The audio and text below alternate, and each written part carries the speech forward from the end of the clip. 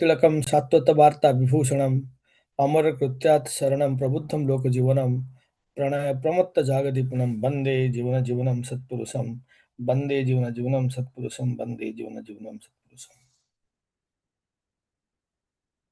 ଆଜି ଏହି ସତ୍ସଙ୍ଗରେ ଉପସ୍ଥିତ ଆପଣ ସମସ୍ତଙ୍କୁ ମୋର ଆନ୍ତରିକ ଜୟଗୁରୁ ଏବଂ ମୁଁ ଯଥାଯଥ ସ୍ଥାନରେ ମୋର ପ୍ରଣାମ ଜଣାଉଛି। ବହୁତ ଦିନ ପରେ ଏଇ ଭୁବନେଶ୍ୱରରେ ଚଳିତ ସତ୍ସଙ୍ଗରେ ମୋତେ ଆଜି ସହିତ ଯୋଗ ହେବାର ସୁଯୋଗ ମିଳିଲା। ସୁଭାଷ ଦା ଏଇଟା ଏକଦମ ରେଗୁଲାରଲି ଚଲେଇଛନ୍ତି ସେଟା ଦେଖି ମାନେ ମୁଁ ତ ପର୍ସନାଲି ବହୁତ ଇମ୍ପ୍ରେସ୍ଡ କି କୌଣସି ଜିନିଷକୁ ଏକଦମ କନସିଷ୍ଟେଣ୍ଟଲି ଚଲେଇବା ପାଇଁ ବହୁ ରକମର ବହୁତ ରକମର ଗୁଣ ଦରକାର, ସମ୍ ଗୁଡ୍ କ୍ୱାଲିଟିସ୍, ଡିସିପ୍ଲିନ୍ ଦରକାର, ନିଷ୍ଠା ଦରକାର, ଲାଗି ରହିବା ପାଇଁକା ଗୋଟେ ଷ୍ଟ୍ରାଟେଜିକ୍ ୱିଲ୍ ଦରକାର, ବହୁତ କିଛି ଅଛି। ଆଜି ଏମିତି ହଠାତ୍ ପଢୁ ପଢୁ ସେ ଠାକୁରଙ୍କ ଗୋଟେ ଲେଖା ଆସିଲା, କହୁଛନ୍ତି ଦୁଇ ପ୍ରକାରର ମଣିଷ ଥାନ୍ତି, ହେଉଛନ୍ତି ବିଧାୟକ ଏବଂ ବିନାୟକ। ବିଧାୟକ ମାନେ ଯେଉଁମାନଙ୍କର ପ୍ରଜ୍ଞା ଅଛି, ବୁଦ୍ଧି ଅଛି, ସେମାନଙ୍କୁ ଆଇଡିଏଟ୍ କରିବା, ଷ୍ଟ୍ରାଟେଜାଇଜ୍ କରିବା, କନସେପଚୁଆଲାଇଜ୍ କରିବା, ଏଗୁଡ଼ା ସବୁ ଭାରି ଭଲ ଲାଗେ। ଆଉ ହେଉଛନ୍ତି ବିନାୟକ, ଯେଉଁମାନଙ୍କୁ ଆଇଡ଼ିଆସ୍ ଗୁଡ଼ାକୁ ଇମ୍ପ୍ଲିମେଣ୍ଟ କରିବା, ତାକୁ ଏକ୍ଜିକ୍ୟୁଟ୍ କରିବା, କାର୍ଯ୍ୟରତ କରିବା, ଏଗୁଡ଼ାକ ଭାରି ଭଲ ଲାଗେ। ଗୋଟେ ସୋସାଇଟି କି ଗୋଟେ କମ୍ୟୁନିଟିକୁ ସକ୍ସେସଫୁଲ୍ ହେବା ପାଇଁ ଏ ବିଧାୟକ ଭଳିଆ ଲୋକ ଏବଂ ବିନାୟକ ଭଳିଆ ଲୋକ ଉଭୟ ଦରକାର। ତେବେ ପ୍ରତ୍ୟେକ ମଣିଷ ଭିତରେ ବି କିଛି ଗୁଡ଼ାକ ବିଷୟରେ ସିଏ ହୁଏ ବିଧାୟକ ଭଳିଆ କାମ କରେ, କିଛି ବିନାୟକ, ଆଉ କେବେ କେବେ ଉଭୟ କାମ କରେ। ସେମାନେ ହେଉଛନ୍ତି ଏକଦମ ବାସ୍ତବରେ ଦକ୍ଷ। ତା ମୋତେ ଜଣାପଡ଼େ ସୁଭାଷ ଦା ଆମର ବିଧାୟକ ବି ବିନାୟକ ବି, ତାଙ୍କ ଭିତରେ ଦୁଇଟି ଗୁଣ ପ୍ରଚୁର ଭରି ହେଇକି ଅଛି। ହଉ, ଆଜି ଏ ଯେ ବିଷୟଟା ମୋତେ କହିଛନ୍ତି କହିବା ପାଇଁ, ଭକ୍ତି ଆଉ ଆସକ୍ତି ନାହିଁ। ମାନେ ପ୍ରଥମ ମୁଁ କହିବାକୁ ଚାହେଁ, ଏଇଟା ଗୋଟେ ଡିସକ୍ଲେମର କି ମୁଁ ନିଜକୁ ଏ ବିଷୟରେ ବିଶେଷ ଅନୁଭୂତି ସମ୍ପନ୍ନ ବୋଲି ମନେ କରେ ନା। ଏଇଟା ବିରାଟ ଗୋଟେ ବିଷୟ। ଏଟା ବି ଠିକ କି ପ୍ରାୟ ଠାକୁରଙ୍କୁ ଯେଉଁମାନେ ଧରିଛନ୍ତି ସେମାନେ କିଛି ନା କିଛି ସ୍ତର ପର୍ଯ୍ୟନ୍ତ ଶିଷ୍ୟରୁ ଭକ୍ତ ହୋଇ ଉଠିଛନ୍ତି। ଭକ୍ତି ବିହୀନ ନାହାନ୍ତି, ଏଟା ଠିକ। ତେବେ ଯେ ପୁରାପୁରି ଭକ୍ତି ଉଠିଛନ୍ତି ସେଟା ବି ଗୋଟେ ପ୍ରଶ୍ନ, ଗୋଟେ କ୍ୱେଶ୍ଚନ ଅଛି। ମୁଁ ନିଜକୁ ଯଦି ଖୋଳିକି ଦେଖେ, କେତେ ଗୁଡ଼ାକ କଥା ଏଭଳିଆ କି ଠାକୁରକୁ ଧରିକି ବୁଝା ପଡ଼େ, କିନ୍ତୁ ମାନିବା ବେଳକୁ ଚୁକ୍ ହେଇଯାଏ। 100% ମାନିବାଟା ହେଇପାରେ ନାହିଁ। ଚେଷ୍ଟା କରାହଉଛି, ଚାଲିଛି। ତେବେ ଏ ଭକ୍ତି ଏବଂ ଆସକ୍ତି ବିଷୟରେ ବହୁ ଦୂରକୁ ନ ଯାଇ ଯଦି ଆମେ କେବଳ ସତ୍ୟାନୁସରଣରେ ଖୋଜିବା, ତାହେଲେ ମୁଁ ଦେଖିଲି ସତ୍ୟାନୁସରଣରେ ଭକ୍ତି ଶବ୍ଦଟା ଠାକୁର ଅନ୍ତତଃ 26 ଥର ବ୍ୟବହାର କରିଛନ୍ତି, ହୁଏତ ତାଠୁ ବେଶୀ କିନ୍ତୁ କମ୍ ନୁହଁ। ଆଉ ସେଇଠି ବିଭିନ୍ନ ଉପାୟରେ ଠାକୁର ଭକ୍ତିର ପରିଭାଷା ବି ଦେଇଛନ୍ତି କି ତାର ମୂଳ ଗୁଣ ବା ଚିହ୍ନ ଭକ୍ତିର କ'ଣ, ଭକ୍ତର କ'ଣ ଏବଂ ଭକ୍ତି କେମିତି ଅଛି ବୋଲି ବୁଝା ପଡ଼ିବ। ସତ୍ୟାନୁସରଣରେ ଯେଉଁ ସିକ୍ୱେନ୍ସ ତାର ପରିଭାଷା ଭଳିଆ କହୁଛନ୍ତି, ଠାକୁର ଆଗକୁ କହୁଛନ୍ତି ଧର୍ମକୁ ଜାଣିବା ମାନେ ବିଷୟର ମୂଳ କାରଣକୁ ଜାଣିବା। ଯେଉଁ ପର୍ଯ୍ୟନ୍ତ ଆମେ ମୂଳଟା ବୁଝିବା ନାହିଁ, କୌଣସି ବିଷୟରେ ଆମର ଜ୍ଞାନ ହେବ ନାହିଁ। ଯିଏ ନିଜକୁ ଜ୍ଞାନୀ ବୋଲି କହେ ବା ଭାବେ, କିନ୍ତୁ ବିଷୟର ମୌଳିକ ଅର୍ଥଟା ଜାଣିନାହିଁ କି ତାକୁ ଡାଇଜେଷ୍ଟ କରିନାହିଁ, ତାହେଲେ ତ ଜ୍ଞାନୀ କୁହାଯାଇପାରିବ ନାହିଁ। ରାଇଟ୍? ହେଉଛନ୍ତି ଏଇ ମୂଳ ଆଡ଼କୁ ଅନୁରକ୍ତି ହିଁ ଭକ୍ତି। এটা ଫାର୍ଷ୍ଟ ଡେଫିନେସନ୍ ହେଉଛନ୍ତି ଯେଉଁ ଧର୍ମକୁ ଜାଣିବା ମାନେ ବିଷୟର ମୂଳ କାରଣକୁ ଜାଣିବା, ଆଉ ତାପରେ ଯଦି ଏହି ମୂଳ ଆଡ଼କୁ ଅନୁରକ୍ତି ହିଁ ଭକ୍ତି। ଭକ୍ତିର ତାରତମ୍ୟ ଅନୁସାରେ ହିଁ ଜ୍ଞାନର ମଧ୍ୟ ତାରତମ୍ୟ ହୁଏ। ଠାକୁର ବାରମ୍ବାର ଭକ୍ତି ସହିତ ଜ୍ଞାନ ସୂତ୍ରକୁ ଯୋଡ଼ିକିରି ବହୁତ ଥର ତାର ଉଲ୍ଲେଖ କରିଛନ୍ତି। ଯେତିକି ଅନୁରକ୍ତିରେ ଯେତିକି ଜଣାଯାଏ, ଭକ୍ତି ଆଉ ଜ୍ଞାନ ମଧ୍ୟ ସେତିକି ହୁଏ। ତ ଭକ୍ତି ପାଇଁ ଠାକୁଛନ୍ତି ଏଇଟା ଗୋଟେ ପ୍ରକାର ଅନୁରକ୍ତି। ଅନୁରକ୍ତି ବିନା ଭକ୍ତି ହେଇପାରିବ ନାହିଁ। ତାପରେ ଠାକୁର କହୁଛନ୍ତି ସେକେଣ୍ଡ ଡେଫିନେସନ, ସତରେ ନିରବିଚ୍ଛିନ୍ନ ସଂଲଗ୍ନ ରହିବାର ଚେଷ୍ଟାକୁ ହିଁ ଭକ୍ତି କହନ୍ତି। ଆଉ ପୁଣି କହୁଛନ୍ତି ଭକ୍ତି ଚିତ୍ତକୁ ସତରେ ସଂଲଗ୍ନ କରିବାକୁ ଚେଷ୍ଟା କରେ, ଆଉ ତହିଁରୁ ଯେପରି ଉପଲବ୍ଧି ହୁଏ ତାହା ହିଁ ଜ୍ଞାନ। ପୁଣି ଠାରୁ କହୁଛନ୍ତି ମାନେ ଭକ୍ତି ଆଉ ଜ୍ଞାନ ଏତେ ଯୋଡ଼ିକି ଅଛି କି ବାସ୍ତବରେ ଭକ୍ତି ନଥିଲେ ମଣିଷ ଜ୍ଞାନୀ ହେଇପାରିବ ନାହିଁ। ଭକ୍ତି ବିହୀନ ଜ୍ଞାନ ବାଚକ ଜ୍ଞାନ ମାତ୍ର। ସେ ଜ୍ଞାନରେ କିଛି ଲାଭ ହୁଏ ନାହିଁ, ନା ନିଜର ନା ପରର ନା ସମାଜର। ନେ ଯଦି ଭକ୍ତି ବିହୀନ ଜ୍ଞାନ ବାଚକ ଜ୍ଞାନ, ତେବେ ଭକ୍ତି ଚିତ୍ତକୁ ସତରେ ସଂଲଗ୍ନ କରିବାକୁ ଚେଷ୍ଟା କରେ। ଆଉ ଏଇ ପୁରା ଏଥିରେ ଡେଫିନେସନ୍ସରେ ଠାକୁର କହୁଛନ୍ତି ଧର୍ମର ମୂଳକୁ ଜାଣିବା, ଧର୍ମ ମୂଳର କାରଣକୁ ଜାଣିବା, ବିଷୟ ମୂଳକୁ ଜାଣିବା, ତାପରେ କହୁଛନ୍ତି ସତରେ ନିର୍ବିଚ୍ଛିନ୍ନ ସଂଲଗ୍ନ ରହିବାର ଚେଷ୍ଟାକୁ ହିଁ ଭକ୍ତି କହନ୍ତି। ସତ୍ ଆଉ ଧର୍ମ ବି ବହୁତ ଜଡ଼ିତ, ରାଇଟ୍? ସତ୍ ମାନେ ହିଁ ଯୋଉଟା ଅସ୍ତିତ୍ୱକୁ ବଜାୟ ରଖେ, ଆଉ ସେଇ ରୀତିନୀତି ଯୋଉଡ଼ାକ ଆମର ଅସ୍ତିତ୍ୱକୁ ଆମ୍, ବଞ୍ଚେଇ ରଖେ, ବଢ଼ିବାରେ ସାହାଯ୍ୟ କରେ, ତାକୁ ହିଁ ଧରି ରଖେ, ତାକୁ ହିଁ ଆମେ ଧର୍ମ ବୋଲି ବୁଝୁ। ତ ଧର୍ମ ଏବଂ ସତ୍ର ପରିଭାଷାରେ ବହୁତ ମେଳ ଅଛି, ବହୁତ ଓଭରଲାପ୍ ଅଛି। କହୁଛନ୍ତି ଆଉ ତାକୁ ବୁଝିବା ପାଇଁକା ହେଲେ, ଜାଣିବାକୁ ହେଲେ ଆମର ଭକ୍ତି ଦରକାର। ଭକ୍ତି ହବ କାହା ପ୍ରତି? ଭକ୍ତି ଯା ସାତ ହଜାର କରୁ ଯା 7,000 ସକାଳୁ ଉଠି ମୋବାଇଲ ତ ହଁ, ତ କେହି ଭାଇ କିଛି କହୁଛନ୍ତି, ବୋଧହୁଏ ଭୁଲରେ ତାଙ୍କର ଆଡମିଟ୍ ହେଇଯାଇଛି ମାଇକଟା। ତ ଭକ୍ତି ହବ କାହା ପ୍ରତି? ଆମେ ଯଦି ଏଇ ଧର୍ମ ରୀତିନୀତି ଅଛି ତାକୁ ବୁଝିବାକୁ ଚାହିଁବା, ତ ଧର୍ମର ଯିଏ ଜୀବନ୍ତ ସ୍ୱରୂପ ଆଦର୍ଶ ତାଙ୍କୁ ଧରିବାକୁ ପଡ଼ିବ। ତ ଏ ପୁରା ସମଗ୍ର ଡେଫିନେସନ ଭିତରେ ମୁଁ ଯାହା ବୁଝେ ଭକ୍ତିର ବାସ୍ତବ ଉଦ୍ଦେଶ୍ୟଟା ହେଲା ସେଇ ଜୀବନ୍ତ ଆଦର୍ଶଙ୍କ ପ୍ରତି ଆମର ଏକଦମ ଷ୍ଟ୍ରଙ୍ଗ ନିଷ୍ଠା, ତାଙ୍କରି ପ୍ରତି ଭକ୍ତି। ତେବେ ଠାକୁରଙ୍କ ସବୁଯାକ ଡେଫିନେସନ ଅଲଗା କ୍ଷେତ୍ରରେ ବି ଲାଗୁ। ଅଲଗା କ୍ଷେତ୍ର ଅର୍ଥ ତର କିଏ ଯଦି ଗୋଟେ ସ୍ତ୍ରୀଟେ କହୁଛି ମୁଁ ଭାରି ସ୍ୱାମୀ ଭକ୍ତ, ବା ଗୋଟେ ପୁଅଟେ କହୁଛି ମୁଁ ପିତୃଭକ୍ତ କି ମାତୃଭକ୍ତ, ତ ସେଇ ଭିତରେ ବି ଏଇ ଭକ୍ତିର ଭାବଟା ସେଭଳିଆ ହିଁ ଦେଖାଯିବ।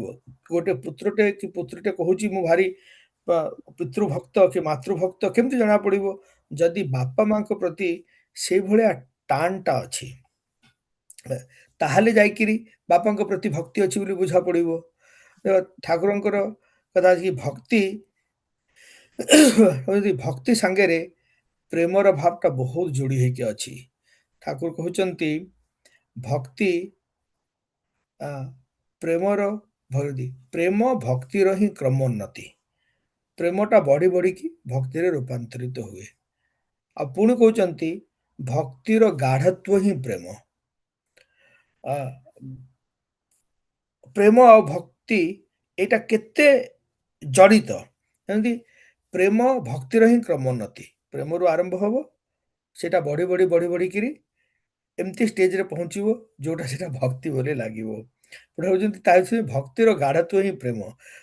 ଯେମିତି ଆ, ଆଖୁ ରସରୁ ତାକୁ ଗରମ କରି କରି ଚାଲିଲେ ସେଟା ଗୁଡ଼ ଭଳିଆ ଦେଖାଯିବ। ଠିକ ସେଭଳିଆ ଯଦି ଭକ୍ତି ଅଛି ତାର ଗାଢ଼ତ୍ୱ ହିଁ ପ୍ରେମ। ପ୍ରେମ ନଥିଲେ ଭକ୍ତି ଆସି ହିଁ ପାରେ ନା। पोथी पढ़े पढ़े जगमुआ पंडित भया न कोई, ढाई अक्षर प्रेम का पढ़े सो पंडित होई।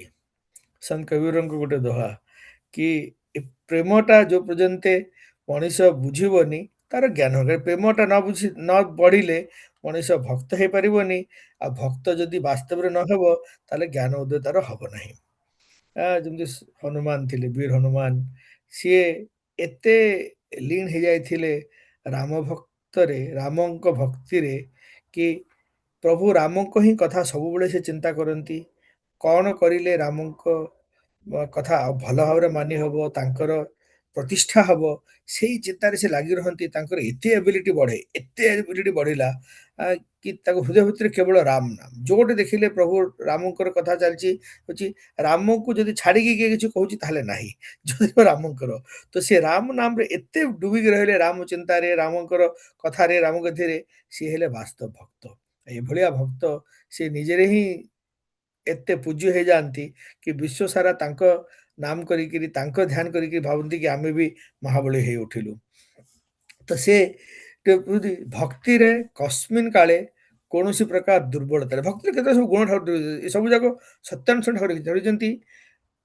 ତାପରେ ଠାକୁର କହନ୍ତି ଭକ୍ତି ପ୍ରେମର ଭଗ୍ନୀ ଠାକୁଛନ୍ତି ସେଇଟା ମାନେ ଯେହେତୁ ରିଲେସନ୍ ଅଛି ରେସ୍ପେକ୍ଟଫୁଲ୍ ରିଲେସନ୍ ଯଦି ଭକ୍ତି ଆଉ ତାର ଭିତରେ କେମିତି ରିଲେସନ୍ ଅଛି ଭକ୍ତି ଆଉ ପ୍ରେମ ଭିତରେ ଯଦି ଭକ୍ତିରେ କସ୍ମିନ୍ କାଳେ କୌଣସି ପ୍ରକାର ଦୁର୍ବଳତା ନୁହେଁ। ଏଇଟା ଗୋଟେ ବୁଝିବାକୁ ପଡ଼ିବ କି ଯୋଉଟା ରିଏଲ୍ ଡିଭୋସନ୍ ସେଇଟା କେବେ ହେଲେ ଦୁର୍ବଳ ନାହିଁ। ଆଉ ଏଇଟା ଆଜିକାଲିକା ଯୁଗରେ ମୋତେ ଲାଗେ ଏଇ ଭାବ ଗୁଡ଼ାକ ବୁଝିବା ମାନିବା ବହୁତ କଷ୍ଟକର ହେଇ ଉଠିଛି। କାରଣ ଛୋଟ ଛୋଟ କଥା ଗୁଡ଼ାକରେ ମଧ୍ୟ ଯୋଉଟା ଆମେ ବାହାଘର ସ୍ଥିର କରୁଛୁ କହୁଛୁ ଝିଅ ପୁଅକୁ ବାହା ହବ ଯେ ଗୋଟେ କନ୍ୟାଟେ ବାହା ହେଇକିରି ତାର ସ୍ୱାମୀ ପ୍ରତି ଭକ୍ତି ରଖିବ ଆଉ ଏଇ ସବୁ ଗୁଡ଼ାକ ହବ ସେଇଟା ତ ବହୁତ ମୁସ୍କିଲ କାହିଁକି ପ୍ରାୟ ମୁଁ କହିବି ବାହାଘର ସମୟରେ ଏଇଟା ଗୋଟେ ମ୍ୟୁଚୁଆଲ ଇଏ ଠିକ୍ ଅଛି ମ୍ୟୁଚୁଆଲ ଅଛି କିନ୍ତୁ ଆମ୍, ଯୋଉଠି ବେଶୀ ଯେତେ ବେଶୀ କଣ୍ଡିସନ୍ସ ରଖାହବ ଯେତେ ବେଶୀ ଏକ୍ସପେକ୍ଟେସନ୍ସ ରହିବ ସେତେ ତାକୁ ସୁଫଳ କରିବା ପାଇଁକା ମୁସ୍କିଲ ହବ। ଆଉ ମେନ୍ ହଉଛି ଏ ଭକ୍ତି ଆଉ ଆସକ୍ତି ଆମ ଆସକ୍ତିକୁ ଟିକେ ବୁଝିବା ତାର ଡିଫରେଣ୍ଟ ଆଉଟ କ'ଣ କହିଛନ୍ତି ଆ ଭିତରେ ଗୋଟେ ଥିନ୍ ଲାଇନ୍ ଅଫ୍ ଡିମାର୍କେସନ୍ ଅଛି କୋଉଠି ସେ ଭକ୍ତିଟା ଆସକ୍ତିରେ ପରିଣତ ହେଇଯାଇଛି ସେଇଟା ଆମର ଅଜନାରେ ହେଇଯାଏ ଆମେ ଯଦି ସତର୍କ ନ ରହିବା ତା ଭାବୁଥିବା କି ଭକ୍ତି ଅଛି କିନ୍ତୁ ବାସ୍ତବରେ ସେଇଟା ଭକ୍ତି ନୁହଁ ସେଇଟା ହୁଏତ ଆସକ୍ତିର ଗୋଟେ ଖୋଳପା ଅପେକ୍ଷା ଅଛି ସେଇଟା ସମ୍ଭବ ଅଛି ଅଧିକାଂଶ ମଣିଷର ପ୍ରାୟ ସେଇଟା ହିଁ ହୁଏ ଆମମାନେ ଏତେ ପାଚି ପାରିନୁ ଏପର୍ଯ୍ୟନ୍ତ ଭକ୍ତିରେ ଆମେ ଟିକେ ଆଗେଇଛୁ ହୁଏତ କିନ୍ତୁ କେତେଗୁଡ଼ାକ କ୍ଷେତ୍ରରେ ଏଇଟା ଆସକ୍ତି ଯୋଉଟା ଆମେ ବୁଝିପାରୁନୁ ଦେଖନ୍ତୁ ଠାକୁର ଆସକ୍ତିକୁ କେମିତି ଡିଫାଇନ୍ କରୁଛନ୍ତି ଆଉ କହୁଛନ୍ତି କେତେ ସମୟରେ କହୁଛନ୍ତି ଠାକୁରଙ୍କ ଲେଖା ହେଇଛି ବିଶ୍ୱାସ ବିଷୟରେ ଯଦି ପ୍ରେମ ଭକ୍ତିର କ୍ରମ ହଉଛି ଭକ୍ତି ଭିନ୍ନ ସାଧନ ନା ଯଦି ଦେଖ ଆସକ୍ତି ଜାଣୁଛନ୍ତି ଅହଙ୍କାର ଆଉ ଆସକ୍ତି ଆ ଭିତରେ ବହୁତ ରିଲେସନ୍ ଅଛି ଗୋଟେ ମିନିଟ୍ ହଁ ଆସକ୍ତିରେ ସ୍ୱାର୍ଥ ଲାଗି ଆତ୍ମତୁଷ୍ଟି ଆଉ ଭକ୍ତିରେ ପ୍ରଥମ ତା ପୂର୍ବଠାରୁ କହୁଛନ୍ତି ଦେଖନ୍ତୁ ଭକ୍ତି ଏକ ପାଇଁ ବହୁକୁ ଭଲ ପାଏ ଆଉ ଆସକ୍ତି ବହୁ ପାଇଁ ଏକକୁ ଭଲ ପାଏ ଏଇଟା ବହୁତ ବଡ଼ ଡିଫରେନ୍ସିଏସନ୍ ଆମେ ଯଦି ଦେଖିବା ମୁଁ ଗୋଟେ ପୁରୁଷ ହିସାବରେ ଯଦି ଗୁରୁ ଗ୍ରହଣ କରେ ମୁଁ ଗୁରୁଙ୍କୁ ଧରିଲି ଗୁରୁଙ୍କ ପ୍ରତି ମୋର ଯଦି ଭକ୍ତି ବଢ଼ିବ ସେ ଗୁରୁଙ୍କୁ ଭଲ ପାଇବା ପାଇଁ ତାଙ୍କ ସହିତ ଜଡ଼ିତ ଯିଏ ସିଏ ବି ମୋ ପାଇଁ ସେଭଳିଆ ପ୍ରିୟ ହେଇ ଉଠିବେ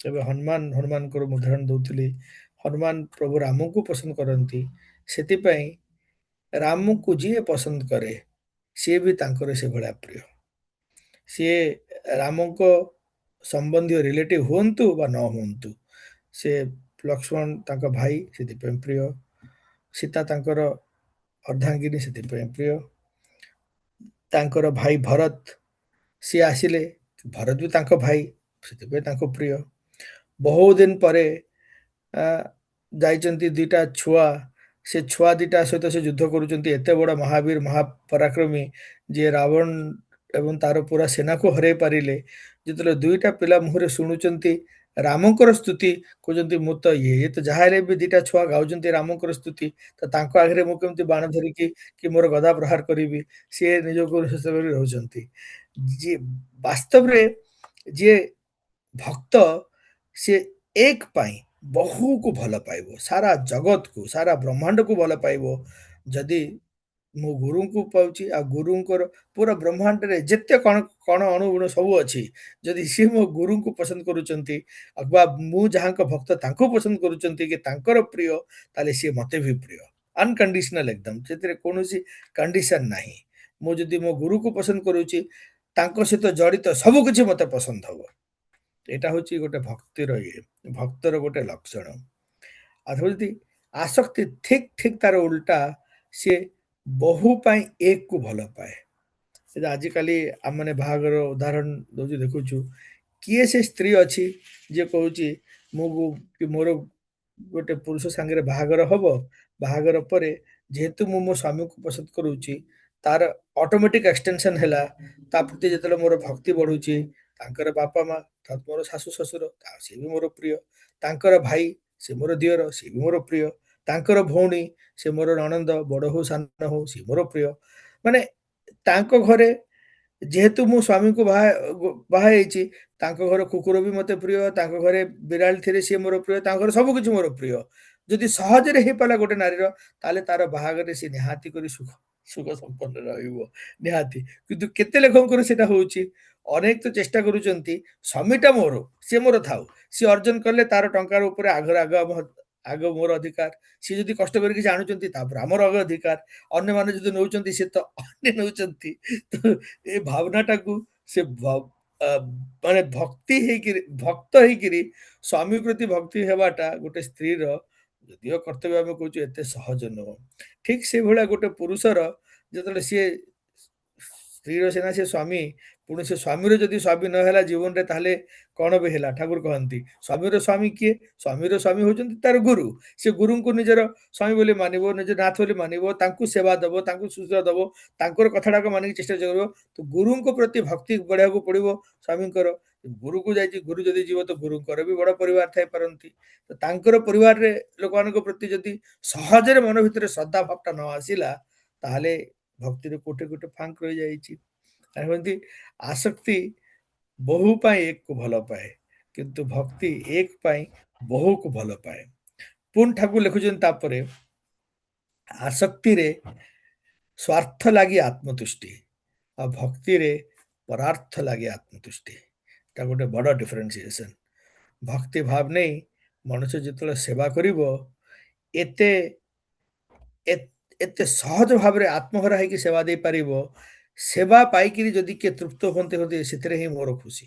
ମୁଁ ଟିକେ କିଛି କରିପାରିଲି, ସେ କରିବାଠୁ କରିକି ମନ ଭିତରେ ଗୋଟେ ସନ୍ତୋଷର ଭାବଟେ ଯିବ, କାହିଁକି ସେଇଟା ଭକ୍ତିରୁ ଉଦିତ। ଭକ୍ତି ନେଇକି ମଣିଷ କରୁଛି କାମ, କାମ ବେଳେ ଯୋଉ ବାଧା ଗୁଡାକ ଆସିବ ତାକୁ ମୁଣ୍ଡ ଖେଳେଇକି ସହଜରେ ତାକୁ ଆଲିଙ୍ଗନ କରିକି ସେ ବାଧାକୁ ହ୍ରାସ କରି ଯିବ। ଆଉ କଲା ପରେ ଯୋଉ ସନ୍ତୋଷ ଭାବଟା ରହିବ, ସେଟା ତାର ଚେହେରା ଚାହାଣୀ ଭାବ ସବୁଥିରେ ପ୍ରକାଶିତ ହବ, କାରଣ ସେଟା ଭକ୍ତିରୁ ଉଦିତ।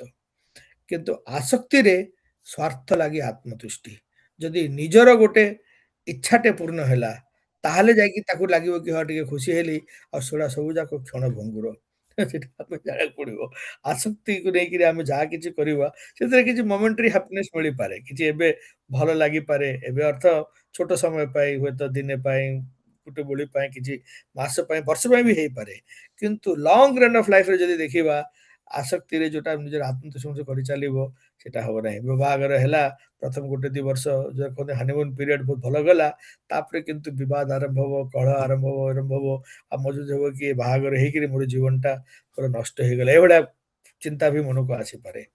ତ ଯୋଉ ନା, ଯୋଉଠି ଭକ୍ତି ଅଛି ସେଇଠି ପରାର୍ଥ ଲାଗି ଆତ୍ମତୁଷ୍ଟି, କରିକିରି ଅନ୍ୟ ପାଇଁ କରିକିରି, ନିଜ ପରିବାର ଭିତରେ ବି ଏକଦମ ନିଜକୁ ଛାଡ଼ି ଦେଇକି ଅନ୍ୟ, ତା ଧୀରେ ଧୀରେ ଯଦି ମଣିଷ ବ୍ରଡ ହେଇଯିବ, ସେ କହିବ ମୁଁ ଆଉ ମୋର ପରିବାର ତ ଗୋଟେ ଅଂଶ, ପରିବାର କଣ ପରିବାରରୁ ବାହାରେ ଯାଇକିରି ଯୋଉ ଏକ୍ସଟେଣ୍ଡେଡ ଫ୍ୟାମିଲି ସିଏ ବି ମୋର, ତାପରେ ଆଗକୁ ଯାଇକି ପଡ଼ାପଡ଼ୋଶୀ ମାନେ ବି ମୋର, ଏମିତି ହେଇକି ମଣିଷ ବୃହତ ହେଇ ଚାଲିବ।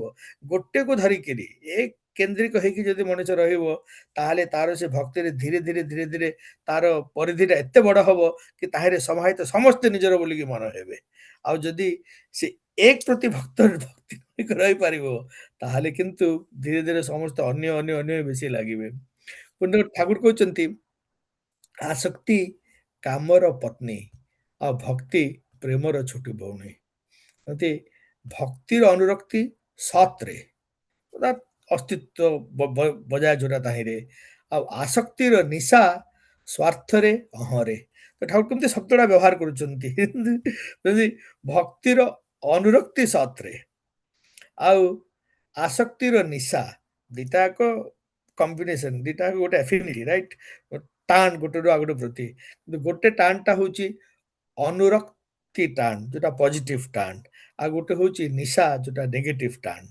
କହୁଛନ୍ତି ଆସକ୍ତି କାମର ପତ୍ନୀ, ପତ୍ନୀ ମାନେ ଯଦିଓ ଏଇଟା ବି ଗୋଟେ ରିଲେସନ୍ ଆଉ ଭଉଣୀ ବି ଗୋଟେ ରିଲେସନ୍ ଭାଇ ଭଉଣୀ ସ୍ୱାମୀ ସ୍ତ୍ରୀ ବା ପୁରୁଷ ବା ସ୍ତ୍ରୀ ପତ୍ନୀ ଯଦି ଆସକ୍ତି କାମର ପତ୍ନୀ ଆଉ ଭକ୍ତି ହେଉଛି ପ୍ରେମର ଛୋଟ ଭଉଣୀ ପ୍ରତି ଯେଉଁ ସ୍ନେହ ଥାଏ ଯେଉଁ ମମତାଟା ଥାଏ ଯେଉଁ ଭାବନାଟା ଥାଏ ଯିଏ ଯେଉଁ ଭାଇମାନେ ବଡ଼ ହେଇଛନ୍ତି ସେମାନେ ଦେଖନ୍ତୁ ସେଇ ଭାବନା ଭିତରେ ଗୋଟେ ଶୁଦ୍ଧତା ଅଛି ଭଲ ପାଇବାଟା ଅଛି ଆଉ ସହଜରେ ଗୋଟେ ତ୍ୟାଗ ଆଉ ବଳିଦାନର ଭାବନାଟା ଅଛି ମୁଁ ଆଣିଲି କିନ୍ତୁ ଛୋଟ ଭଉଣୀକୁ ଦେଲି ସେ ଖୁସି ହେଲା ନିଜର ଖୁସି ବଢ଼େ ଯଦି ଆସକ୍ତିରେ ପତିକୁ ବି ଲୋକ ବହୁତ ପସନ୍ଦ କରୁଛନ୍ତି ତାକୁ ବି ଦଉଛନ୍ତି ଏବଂ ଯଦି ଆସକ୍ତି କାମର ପତ୍ନୀ ଆଉ ଭକ୍ତି ହେଉଛି ପ୍ରେମର ଛୋଟ ଭଉଣୀ ଗୋଟେର ଭକ୍ତି ଭାବ ଭିତରେ ହିଁ ଗୋଟେ ଶୁଦ୍ଧତାର ଇଏ ଅଛି ଦ ହୋଲ୍ କନସେପ୍ଟ ଡିଭୋଟି ହେବାଟା ଏତେ ସହଜ ନୁହଁ ମୁଁ ଇଂଲିଶରେ କହିଲେ ବି ଯେତେବେଳେ ଆମମାନେ ନିଜକୁ ପରିଚୟ ଦଉ ମତେ ଲାଗେ ଯୋଉଠି ଆମେ କହୁ କି ଆମେ ଠାକୁରକୁ ଧରିଛୁ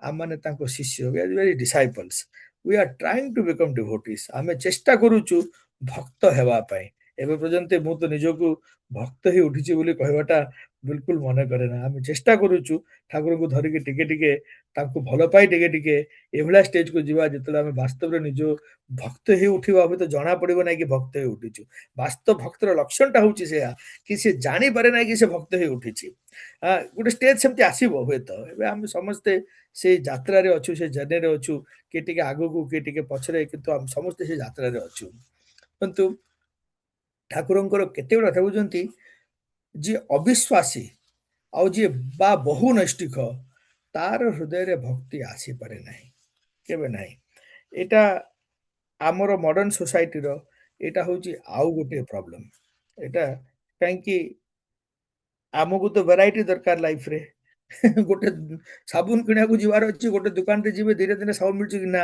ଏଇଟା ଭେରାଇଟି କମ ଅଛି 50 ରକମର ସାବୁନଟା ଦେଖିଲେ ଯେ ତମେ ସବୁଠୁ ଭଲ ସାବୁନଟା ପାଇପାରିବ ତାର କୌଣସି ଗ୍ୟାରେଣ୍ଟି ନାହିଁ ହୁଏତ ସମୟ ବେଶୀ ଯିବ ହୁଏତ କନଫ୍ୟୁଜନ ବେଶୀ ହବ ସେ ଚେଷ୍ଟା କରି କରି ଟ୍ରାଏଲ କରି କରି ବହୁତ ସମୟ ଚାଲିଯିବ ହୁଏତ ହବ ନାହିଁ କିନ୍ତୁ ଦରକାର ଭେରାଇଟି ନଥିଲେ କେବେ କି ନା ହଉନାହିଁ ଯାହା ଯାହା ଜିନିଷ ଦରକାର ଭେରାଇଟି ଦରକାର ସବୁ ଜିନିଷର ଗୁଡ଼ାଏ ଟାଇପ ସେ ଯାଉଛି ବହୁତ ଭେରାଇଟି ହଉଛି ଯଦି ଏକକୁ ପାଇକିରି ଯେ ଏକରେ ସାର୍ଥକ ହେଇକି ଉଠିବା ସେଇଟା ହଜିଯାଇଛି ସେଇଟା ବା କ୍ଷୀଣ ହେଇଯାଇଛି କିନ୍ତୁ ବାସ୍ତବରେ ଯିଏ ନୈଷ୍ଠିକ ଏବଂ ଏକ କେନ୍ଦ୍ରିକ ସିଏ ଏକା ଭକ୍ତ ହେଇପାରେ ଭକ୍ତି ଭିତରେ ଏକ କେନ୍ଦ୍ରିକତାଟା ତା ଭିତରେ ହିଁ ନିବିଡ଼ ହେଇକି ଅଛି ଯିଏ ଏକ କେନ୍ଦ୍ରିକ ନାହିଁ ବା ଏକ ନୈଷ୍ଠିକ ନୁହଁ ସେ କେବେ ହେଲେ ଭକ୍ତ ହେଇପାରିବ ନାହିଁ ପୁଣି ସେ ହନୁମାନ କଥା ଦେଖନ୍ତୁ ପ୍ରଭୁ ରାମ ମାନେ କେବଳ ପ୍ରଭୁ ରାମ ତାଙ୍କୁ ହିଁ ସେ ନିଜ ଜୀବନରେ ଜାଗ୍ରତ କରି ପକେଇଥିଲେ କମ୍ପ୍ଲିଟଲି ପ୍ରଭୁ ରାମ ମାନେ ରାମ ଯଦି କହୁଛନ୍ତି ସିଏ ହଉଛନ୍ତି ମୁଁ କେବଳ ତାଙ୍କ କେନ୍ଦ୍ରିକ ଆଉ କିଛି ନୁହଁ ସେଇ ସ୍ତର ଯେତେବେଳେ ଆମର ଆସିବ କି ଆଗେ ଆମେ ଗୁରୁକୁ ଧରିକି ତାଙ୍କ ପ୍ରତି ଆମର ନିଷ୍ଠା ଯିଏ ଯେତେ ବଡ଼ ଜ୍ଞାନୀ ହଉ କେତେ ବଡ଼ ବିଦ୍ ହଉ ବେଦବିଦ୍ ହଉ ସେ କଥା କହୁଛି ତାର କଥା ଯୋଉ ପର୍ଯ୍ୟନ୍ତ ମୋର ପ୍ରଭୁଙ୍କ କଥା ସହିତ ଖାପ ଖାଉଛି ମୋ ଗ୍ରହଣ ଯୋଗ୍ୟ ଯୋଉଟେ କଥା ଟିକେ ବିପରୀତ ହେଲା ମୁଁ ଯେ ନା ସେଇଠି ଟିକେ ମୁଁ ସତର୍କ ହେବି ସେଠି ଟିକେ ପଛ ଘୁଞ୍ଚା ଦେବି ବରଂ କିନ୍ତୁ ଆଉ ନାହିଁ ଯେମିତି ଯିଏ ବହୁ ନୈଷ୍ଠିକ ବା ଯିଏ ଅବିଶ୍ୱାସୀ ତାର ଭକ୍ତି ଆସିପାରେ ହୃଦୟରେ ଭକ୍ତି ଆସିପାରେ ନାହିଁ ତାପୁ ଠାକୁଛନ୍ତି ଦେଖନ୍ତୁ କେମିତି ଜାଣିବା କୋଉଟା ଅସଲ ଭକ୍ତି ବା କୋଉଟା ଜାଲ ଭକ୍ତି ଠାକୁଛନ୍ତି ଭକ୍ତି ହେଲା ପରେ ବି ହୁଏତ ଆମର ଟାଣ ବଢିଛି ନୈଷ୍ଠିକ ଅଛୁ ଗୁରୁ ଧରିଛୁ ତା କଥା ମାନିବା ପାଇଁକା ଭଲ ଲାଗେ ଶୁଣିବା ପାଇଁକା ଭଲ ଲାଗେ କରିବା ପାଇଁକା ଭଲ ଲାଗେ ସବୁ ଠିକ ତେବେ ତାହା ଭିତରେ ବି କିଛି ଅସଲ ଅଛି କିଛି ନକଲ ଅଛି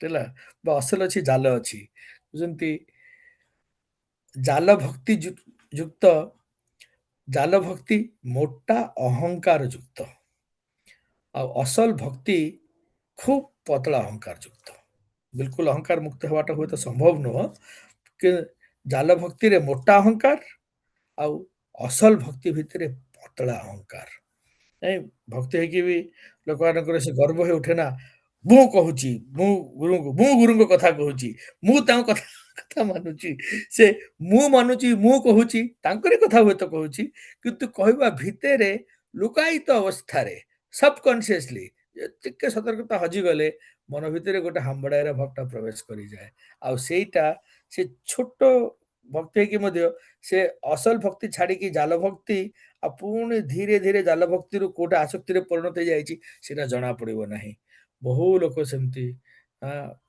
ଗୁରୁ ଧରିକି ମଧ୍ୟ କିଛି ବାଟ ଆଗେଇଲା ପରେ ବି ଯାହାକି ସେଠି ସ୍ତମ୍ଭିତ ହେଇକି ସ୍ତୀମିତ ହେଇକି ରହିଯାଆନ୍ତି।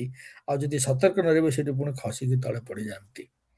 ଏମିତି ବହୁତ ଉଦାହରଣ ଆମେ ଜୀବନରେ ଟିକେ ଖୋଜିଲେ ଆମେ ଜାଣିପାରିବା। ଠାକୁରଙ୍କ ସମୟରୁ ଆରମ୍ଭ କରିକି ବର୍ତ୍ତମାନ ଆଚାର୍ଯ୍ୟଙ୍କ ସମୟ ପର୍ଯ୍ୟନ୍ତ ବହୁ ଲୋକ ଏମିତି ଅଛନ୍ତି।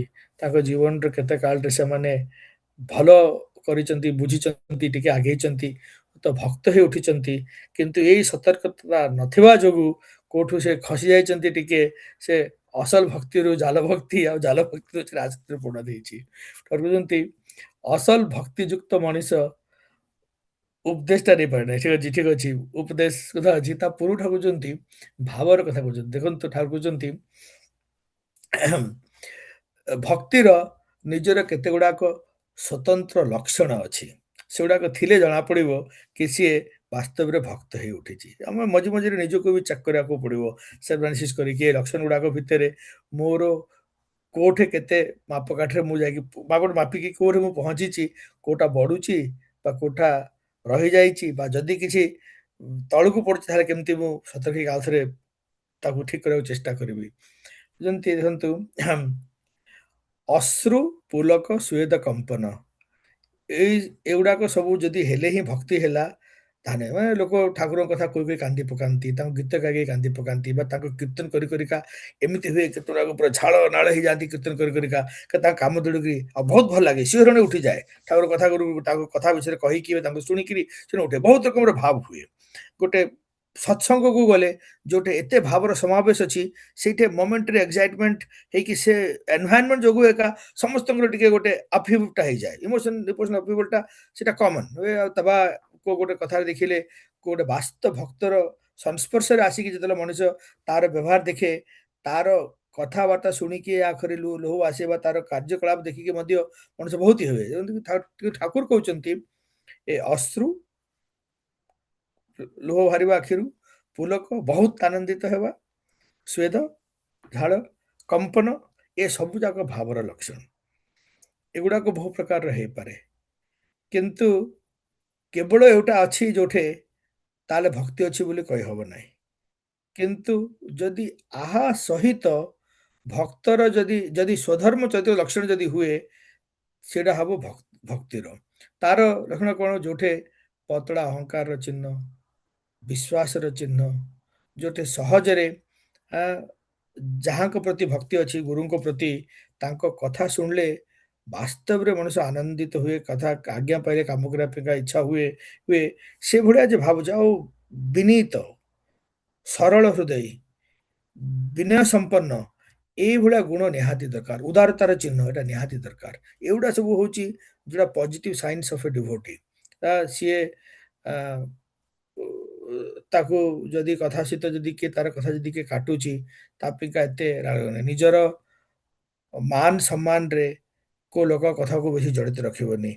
ମତେ କିଏ କିଛି କହିଦେଲା, ଠିକ ଅଛି, ଏଇଟା ହେଲା କି ତାର ବୁଝିବା ଶକ୍ତି ଏତିକି ଅଛି ଏବେ, ସେଥିପାଇଁ ସେ କହିଲା, ବା ସେ ଠିକ ଭାବରେ ବୁଝିପାରୁନି ବୋଲି କହିଲା।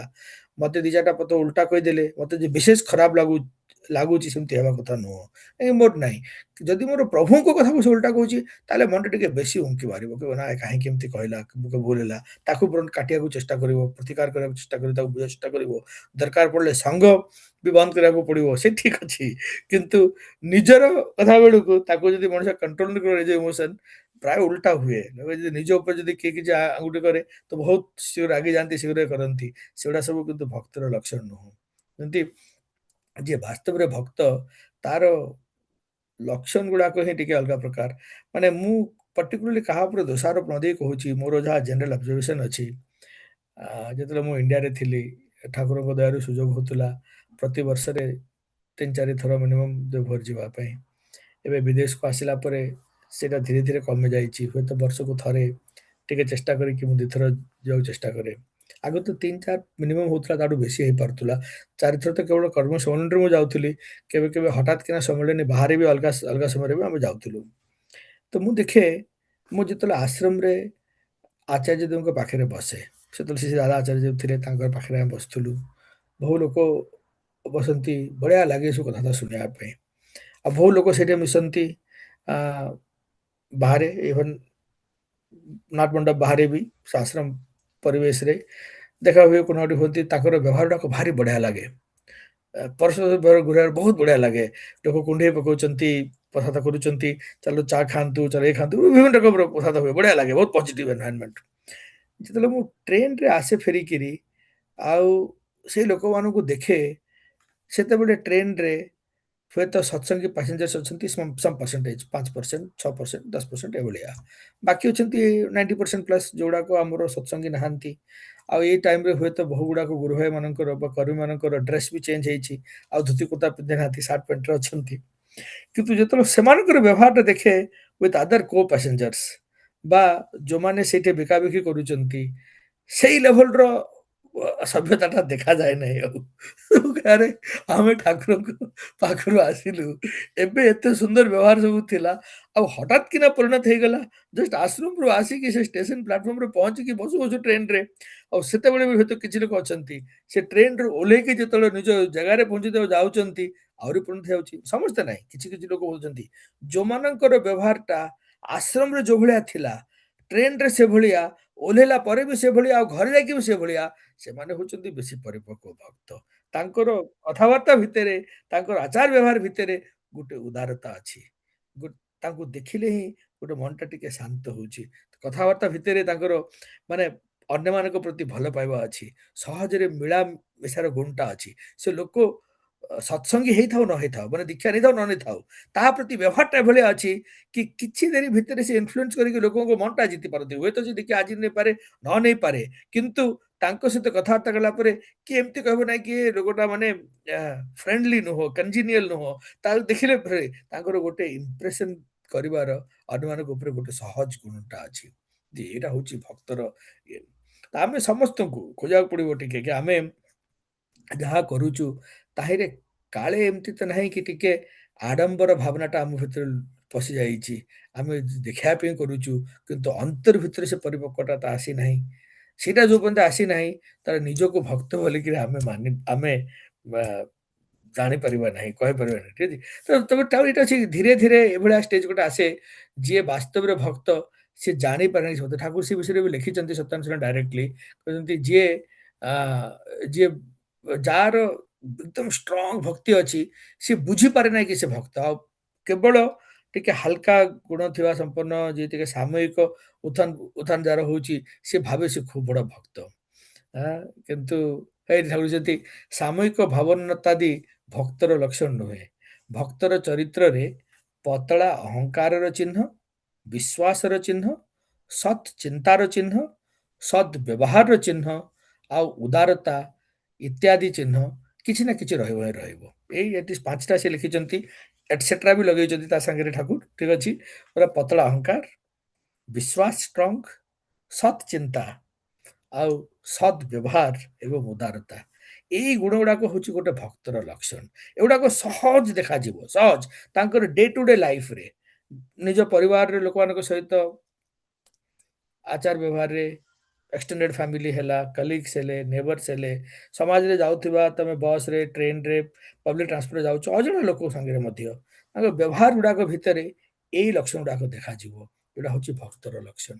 ଆଉ ଯୋଉଠି ଏଗୁଡାକ ନାହିଁ, ହୁଏତ ସିଏ କିଛି କଥା ଘୋଷିକିରି କହିପାରୁଛି, ହୁଏତ କିଛି ଗୀତ ଯେହେତୁ କଳାଟା ଅଛି କିଛି ଶିଖିକିରି ଗାଇ ପାରୁଛି, ବଜେଇ ପାରୁଛି, ଏସବୁ ଅଛି ସେଗୁଡ଼ା ସବୁ ଭିତରେ, କିନ୍ତୁ ଭକ୍ତ ଭାବଟା ଯେ ପରିପକ୍ୱ ହେଇଛି ତାହା କହିହବ ନାହିଁ। ଯଦି ବିଶ୍ୱାସ ନ ଆସିଲେ ନିଷ୍ଠା ଆସେ ନାହିଁ, ଆଉ ନିଷ୍ଠା ଛଡା ଭକ୍ତି ରହିପାରେ ନାହିଁ। ଗୌରବ କଥା। ତ ଏଗୁଡ଼ା ସବୁ ଏତେ ଇଣ୍ଟର ରିଲେଟେଡ। ଯଦି ଗୋଟେ ବାସ୍ତବ ଭକ୍ତ ତାର ତ ବିଶ୍ୱାସ ଟାଣ ହବ, ସେଇ ବିଶ୍ୱାସଟା ପୁଣି ଭକ୍ତିକୁ ବଢେଇବ। ବିଶ୍ୱାସ ଯେତେ ପାଚିବ ତାର ନିଷ୍ଠା ସେତେ ପାଚିବ, ନିଷ୍ଠା ସହିତ ଭକ୍ତି ସେତେ ଆହୁରି ପରିପକ୍ୱ ହବ। ଏଥିରେ ଭକ୍ତି ନଥିଲେ ନଥିଲେ ଭକ୍ତି ଆସିପାରେ କହୁଛନ୍ତି।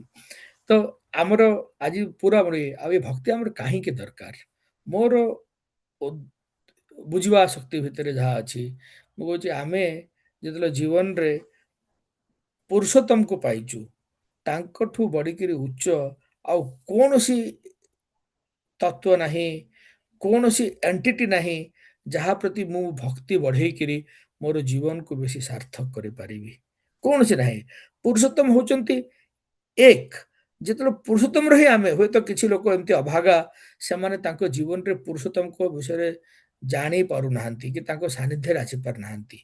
ଆମେ ଯେତେବେଳେ ବୁଝିଲୁ ହନୁମାନ ଏତେ ବଡ଼ ହେଇଗଲେ, ଅର୍ଜୁନ ଏତେ ବଡ଼ ହେଇଗଲେ, ହନୁମାନ ତ୍ରେତା ଯୁଗର ପୁରୁଷୋତ୍ତମକୁ ବୁଝିଲେ, ଧରିଲେ, ତାଙ୍କୁ ନିଜର ଜୀବନର ଇଷ୍ଟ କେନ୍ଦ୍ର ସବୁ ଭାବିକି ତାଙ୍କରି ସେବାରେ ଲାଗିଲେ, ତାଙ୍କର ସବୁ ଯେତେ ଟ୍ୟାଲେଣ୍ଟ ଥିଲା ଲେଟେଣ୍ଟ ସବୁ ଉଠିଲା, ଆଉ ତାଙ୍କୁ କରି କରିକା ସିଏ ଏତେ ମହା ସ୍ତରକୁ ଯାଇପାରିଲେ। ଅର୍ଜୁନ ଶ୍ରୀକୃଷ୍ଣଙ୍କୁ ସେଇ ଯୁଗରେ ବୁଝିଲେ। ଆମେ ଏଇ ଯୁଗର ପୁରୁଷୋତ୍ତମଙ୍କ ବିଷୟରେ ଏବେ ଜାଣିଲୁ କି ସେ ପୁରୁଷୋତ୍ତମ। ଆଉ ସେ କଷ୍ଟ କାମଟା କରିଦେଇଛନ୍ତି ଅନ୍ୟମାନେ। ଜାଣିଲା ପରେ ଯଦି ତାଙ୍କ ପ୍ରତି ଯଦି ଭକ୍ତି ଯଦି ନ ବଢିବ, ତାହେଲେ ମୋର ଏ ଜୀବନଟାକୁ ମୁଁ କେମିତି ସାର୍ଥକ କରିବି? ଆଉ ଭକ୍ତି ପୁରୁଷୋତ୍ତମଙ୍କ ପ୍ରତି କରିବାର ଉଦ୍ଦେଶ୍ୟଟା ହେଲା ଏଇ ଯେ ଜୀବନ ମରଣର ଯୋଉ ଚକ୍ରଟା ଅଛି, ଆକୁ କେତେ ପ୍ଲେନରେ ଭିନ୍ନ ଭିନ୍ନ ଭିନ୍ନ ଭିନ୍ନ ସ୍ତରରେ ଆ, ତାକୁ ବ୍ୟତୀତ କରିବାକୁ ପଡେ। ଯୋଉଟା ଏଇ ମର୍ତ୍ତ୍ୟ ଲୋକରେ ଆମେ ଅଛୁ, ଏଇଟା one of the lowest planes, right? ବହୁତ ତଳ ତଳାନ୍ତର ଲୋକ ଭିତରେ ଗୋଟେ ଏଇଟା ଲୋକ। ଆ ପରେ କେତେ ହାଇୟର ଷ୍ଟେଜେସର ଆହୁରି ଲୋକ ଅଛି, ଆହୁରି ଧାମ ଅଛି। ତ ଯଦି ମୁଁ ପୁରୁଷୋତ୍ତମଙ୍କ ପ୍ରତି ମୋର ଭକ୍ତିଟା ବାସ୍ତବରେ ଜାଗ୍ରତ କରିପାରିଲି, ତାକୁ ମାନିକି ଚାଲିପାରିଲି, ତାହେଲେ ମୋର ଏଇ ଏଲିଭେସନଟା ଅବଶ୍ୟମ୍ଭାବୀ। ଏ ମର୍ତ୍ତ୍ୟ ଲୋକରୁ ବଢି ବଢି ବଢି ବଢି ଗୋଟେ ଗୋଟେ ସ୍ତର ନେଇକିରି ଯଦି ମୁଁ ଦୟାଲ ଧାମ ପର୍ଯ୍ୟନ୍ତ ଯାଇପାରିବି, ତାହେଲେ ସେଇଟା ବଢିଆ ହବ। ଦେଖ ଠାକୁରଙ୍କ ପାଖରେ ଆହମ୍, ଥରେ ଠାକୁର ପାବନାରୁ ଆସିଥିଲେ ଦେଓଘରକୁ। ସେ ଟାଇମରେ ତାଙ୍କର ସେ ଜଣେ ବୁଢୀ ମାଟେ ଆସିଥିଲେ ସାଙ୍ଗରେ। ତାଙ୍କ ନାଁ ଥିଲା ଶ୍ରଦ୍ଧା ଦୁଲାଲି ଦେବୀ, ସେଭଳିଆ କିଛି ନାଁ। ସିଏ ବହୁତ ବୁଢୀ ହେଇଯାଇଛନ୍ତି। ଠାକୁର ବସିଛନ୍ତି, ଠାକୁର ପାଖକୁ ଧୀରେ ଧୀରେ ଏମିତି ଚାଲିକି ଆସିଲେ। ଏଟା ତାକୁ ପ୍ରଣାମ କଲେ। ତାପରେ କି ସେ ଠାକୁରଙ୍କୁ ସେତେବେଳେ ବି ବାବା ବୋଲି କହୁଥିଲେ। ବାବା ଗେଲାରେ କହନ୍ତି ଯେମିତି ଆମେ ବାପ ଧନ ବୋଲି କହୁଛୁ। ଆ, ଠାକୁରଠୁ ବୟସରେ ବଡ ଯୋଉମାନେ ସେ ଠାକୁରଙ୍କୁ ବାବା ବୋଲିକି কହୁଥିଲେ। বাবা আমি আমার ইচ্ছা হচ্ছে আমি এখন দয়াল ধাম যাব। উম, যখন দয়াল ধাম যাব আপনি ওখানে আমাকে চিনতে পারবেন? ସେ ପଚାରୁଛନ୍ତି ଠାକୁରଙ୍କୁ କି ମୁଁ ଯେତେବେଳେ ଦୟାଳ ଧାମ ଯିବି ତ ତମେ ମତେ ସେଠି ଚିହ୍ନି ପାରିବ କି? ଠାକୁର ତାକୁ ଦେଖି କହିଲେ ନା ଠାକୁର କହିଲେ ସେଠି ଆପଣ ମତେ ସେ ଦୟାଳ ଧାମରେ ଜାଗା ଦେବେ ବୋଲି କହିଲେ। ଠାକୁର ଟିକେ ଚାହିଁଲେ, ତାପରେ ଠାକୁର ତାକୁ କହିଲେ ସେଟା ଠିକ ଯେ ମୁଁ ତମକୁ କେମିତି ଚିହ୍ନିବି? ଠାକୁର ପଚାରିଲେ ତାଙ୍କୁ କି ଆମେ তোমাকে চিনব কেমন? ତ ସିଂହରେ ଦେଖିଲେ এইଠି ମତେ ଦେଖୁଛ, ସେଇଠି ମୁଁ ଦେଖିବ ଚିହ୍ନି ପାରିବ ନାହିଁ, ସେଟା କହୁଛନ୍ତି। ତ ଠାକୁର କହିଲେ ତୁ সব সময় নামটা করবি।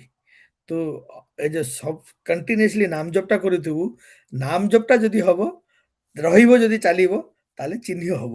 ଏମିତି করে ହୁଏତ ଠାକୁର ଆଉ ସେ ସାଧା ଦୁଲାରୀ ମାଙ୍କ ଭିତରେ ସେ ତାଙ୍କୁ ବହୁତ ସେବା ଦିଅନ୍ତି, ବହୁତ ଇଏ ଅଛି।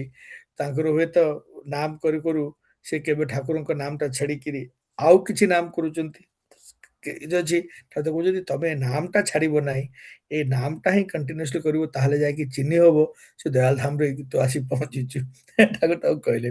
କିନ୍ତୁ ମୋର କହିବା ଭିତରେ ଗୋଟେ ଛୋଟ ମୂଳ ଉଦ୍ଦେଶ୍ୟଟା ହଉଛି କି ଠାକୁର ଏ ମର୍ତ୍ତ୍ୟ ଲୋକରେ ସହଜ ବିଚରଣ କରନ୍ତି ନାହିଁ, କରୁନାହାନ୍ତି। ସିଏ ଗୋଟେ ମିଶନ ହିସାବରେ ଆବିର୍ଭୂତ ହେଇଛନ୍ତି, ବହୁ ଉପର ସ୍ତରରୁ ସ୍ତରକୁ ଆସିଛନ୍ତି ଆମମାନଙ୍କ ପାଇଁ।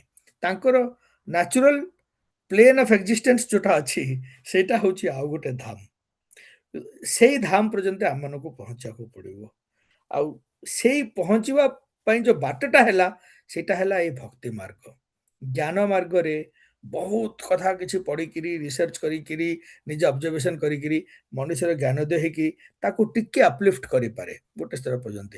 କିନ୍ତୁ ବାସ୍ତବ ଜ୍ଞାନଟା ସହଜ ଉପାୟରେ ଯୋଉଟା ମଣିଷ ପାଏ ସେଟା ହଉଛି ଭକ୍ତି କରିକି। ଆଉ ଯେତେବେଳେ ପୁରୁଷୋତ୍ତମ ଆସିଛନ୍ତି, ଯିଏ ସ୍ରଷ୍ଟାର, ଯିଏ যিনি ହଉଛନ୍ତି ସବ ସୃଷ୍ଟିର ସ୍ରଷ୍ଟା, ହଉଛନ୍ତି ସବ ଜ୍ଞାନର କେନ୍ଦ୍ର, ଯାହାଙ୍କ ଭିତରେ ସବୁ କିଛି ସମାହିତ। ତାଙ୍କୁ ଯଦି ମୁଁ ବୁଝିବାକୁ ଆରମ୍ଭ କରେ, ତାର ଏଇ ସବୁ ରିସର୍ଚ୍ଚ ଟିସର୍ଚ୍ଚ କରିକି ଯାହା ସବୁ ଇନଫ୍ଲୁଏନ୍ସେସ୍ ହଉଛି ସେଗୁଡ଼ା ସେତେ ସହଜରେ ମିଳିବ। ଏମିତି କିଛି ଲୋକ ଅଛନ୍ତି ଯୋଉମାନେ ସାଧୁ ସନ୍ଥ, ଯୋଉମାନେ ଭକ୍ତି କରିକି ତାଙ୍କର ଏତେ ଜ୍ଞାନ ଲେଭେଲ ଉପରକୁ ଯାଇଛି ଯୋଉଟା ଆମେ ସହଜରେ କଳ୍ପନା କରିପାରିବା ନାହିଁ। ଏଇ ବର୍ତ୍ତମାନ ଯୋଉ scientific world empirical methods of studies ସେମାନଙ୍କ ଭିତରେ ଯୋଉଟାକୁ ଟିକେ ପାଚିଛନ୍ତି ସାଇଣ୍ଟିଷ୍ଟ ମାନେ ଯେତେବେଳେ ସେମାନେ ବି ସାଧାରଣ ଦେଖାଯାଉଥିବା ସାଧୁ ସନ୍ତଙ୍କ ସଂସ୍ପର୍ଶରେ ଆସନ୍ତି ଏକଦମ ସରପ୍ରାଇଜ ତାଙ୍କ ପାଖରେ ଲାବୋରେଟୋରୀ ନାହିଁ କିନ୍ତୁ the methods are still similar ସେମାନେ ଡେଟା କଲେକ୍ସନ କରିକି ଆନାଲାଇଜ କରୁଛନ୍ତି they don't collect the data the way we do experiment କରିକି repeatable experiments in a lab environment ସେମାନଙ୍କ ଡେଟା କଲେକ୍ସନ ଟା ନ୍ୟାଚୁରାଲ ୱେରେ ହଉଛି ଥ୍ରୁ ଡିପ୍ ଅବଜର୍ଭେସନ ଆଉ ସେ ଅବଜର୍ଭେସନ ଟା ଆଖି ଖୋଲିକି ନ ଯେତେ ହଉନି ହୁଏତ ଆଖି ବନ୍ଦ କରିକି ତାଠୁ ବେଶୀ ଡିପ୍ ହଉଛି because they observe through other senses ଆଉ ଆଜିକାଲି ଧୀରେ ଧୀରେ ସାଇଣ୍ଟିଷ୍ଟ ମାନେ ବି ମାନିଲେନି କି their method is only one of the methods it is not the only method ଲୋକମାନେ ବହୁତ କିଛି ଜୀବନରେ ପାଇଛନ୍ତି ଜାଣିଛନ୍ତି କରିଛନ୍ତି ଯୋଉଟା ଇଏ ଆଫ୍ରିକାରେ ଯାଉଛନ୍ତି ଟ୍ରାଇବାଲ୍ସ ମାନଙ୍କୁ ଦେଖୁଛନ୍ତି ସେ ଟ୍ରାଇବାଲ୍ସ ମାନଙ୍କର ସ୍କୁଲ ଯାଇନାହାନ୍ତି ଆଲଫାବେଟ୍ସ ପଚାରିଲେ କହିପାରିବେନି କିନ୍ତୁ ଗୋଟେ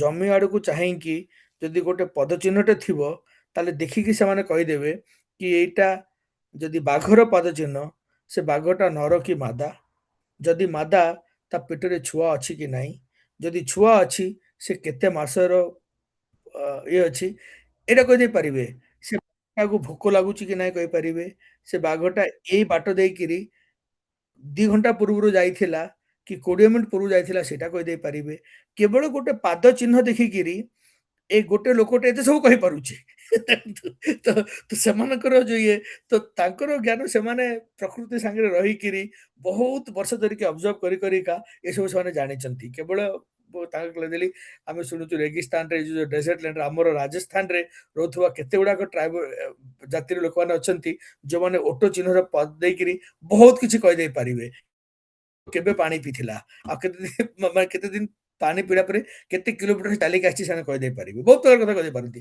ତ ତ କଥା ହେଲା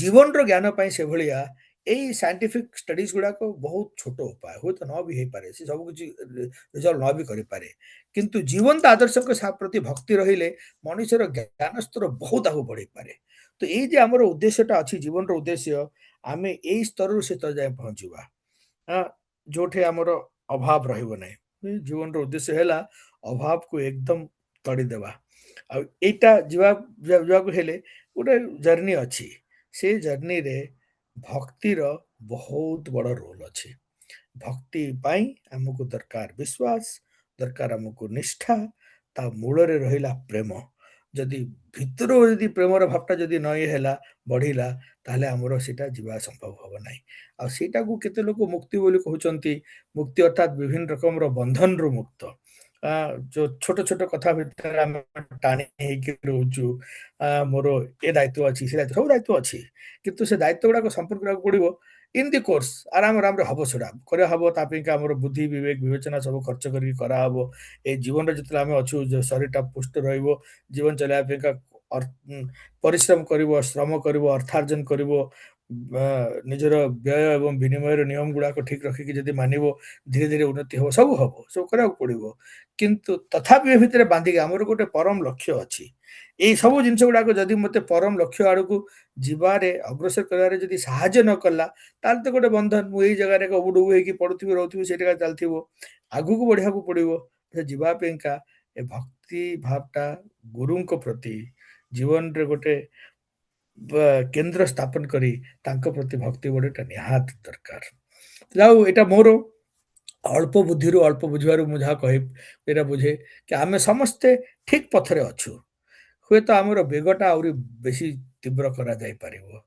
ତ ମଝି ମଝିରେ ଆମ ସମସ୍ତଙ୍କୁ ଟିକେ ଆନାଲିସିସ୍ କରିବାକୁ ପଡିବ ମଝି ମଝିରେ ଗୋଟେ ଦିଟା ଲିଟମସ୍ ଟେଷ୍ଟ ବି ଦେବାକୁ ପଡିବ ନିଜକୁ ବୁଝିବାକୁ ପଡିବ କି କେଉଁ ମାନେ ଏଇ ଚଲା ବାଟ ଭିତରେ କୋଉଠି ମୋର ଭାବ ଗୁଡାକ ଟିକେ କଞ୍ଚା ରହିଯାଏନି ତ କୋଉଠି ମୋର ବିଶ୍ୱାସଟା ପାଚୁ ପାଚୁ ଟିକେ ଅଟକି ଯାଏନି ତ ଏଗୁଡ଼ା ସବୁ ଦେଖିବାକୁ ପଡିବ ତ ଯାଉ ଆଜି ହୁଏତ ସମୟ ହେଲାଣି ଆପଣ ସମସ୍ତଙ୍କର ମଙ୍ଗଳ କାମନା କରୁଛି ଆମର ଏଇ ଯେ ପ୍ଲାଟଫର୍ମ ଯେମିତି ଚାଲିଛି ସବୁ ସାହାଯ୍ୟ କରେ ଠାକୁରଙ୍କୁ ଆହୁରି ଭଲ ଭାବରେ ବୁଝିବା ପାଇଁ ଆଉ ଜାଣିବା ପାଇଁ ସାହାଯ୍ୟ କରେ ଆପଣ ସମସ୍ତଙ୍କ ପାଖରେ ମୋର ଏଇଟା ହିଁ ଗୋଟେ ଛୋଟ ଅନୁରୋଧ କି ଆମେ ଜୀବନ୍ତ ଆଦର୍ଶକୁ ପାଇଛୁ ଠାକୁର ଆଉ ତାଙ୍କରି କଥାକୁ ଭଲ ଭାବରେ ବୁଝିବା ପାଇଁକା ଆମେ ଜୀବନ୍ତ ଆଚାର୍ଯ୍ୟ ଦେବକୁ ପାଇଛୁ।